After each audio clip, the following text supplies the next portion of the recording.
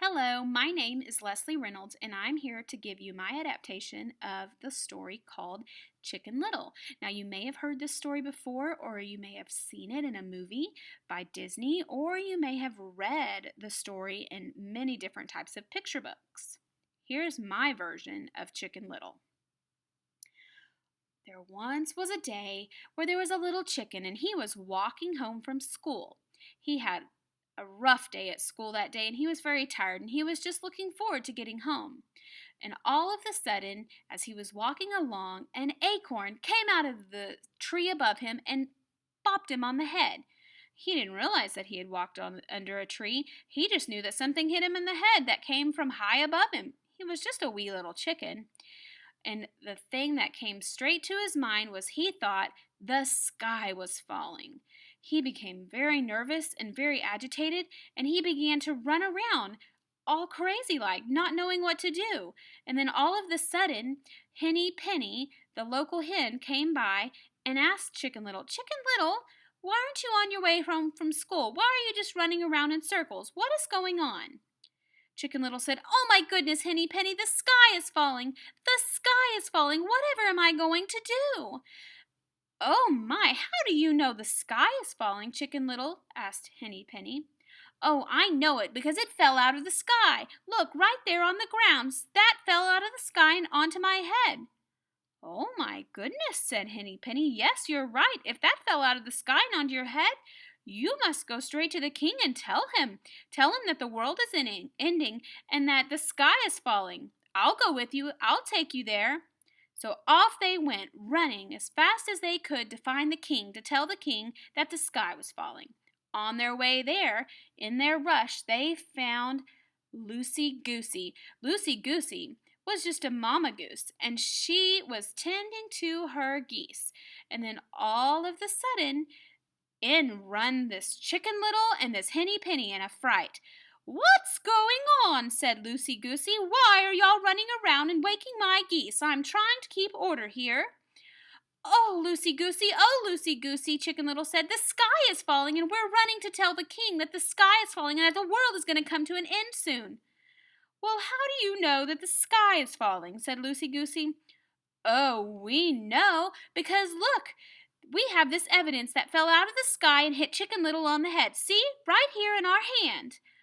"Oh my, yes, that is quite a sight. You must go tell the king. Yes, you must. I don't want my poor little geese to go on in a world that doesn't have a sky." "Yes, you're right, Chicken Little. Let's go straight to the king." Off they went, Chicken Little, Lucy Goosey, and Henny Penny. They ran as fast as they could to the king. On their way there, guess who they ran into? Turkey Lurkey, another bird. Turkey Lurkey was just getting ready to settle down into bed when all of a sudden they hear all these chickens bark, bark, barking as they're running to the king. "What's going on out there?" said Turkey Lurkey. "I'm trying to get some sleep, and I just hear all this squawking out here." Chicken Little said, "Oh my goodness, Turkey Lurkey, the sky is falling. I don't know how you can sleep in a moment like this. The sky is falling. Look what fell onto my head, straight out of the sky. We're going to tell the king, and you can't get any sleep tonight either until you help us tell the king." "Okay, might as well," said Turkey Lurkey. "Let's go find this king."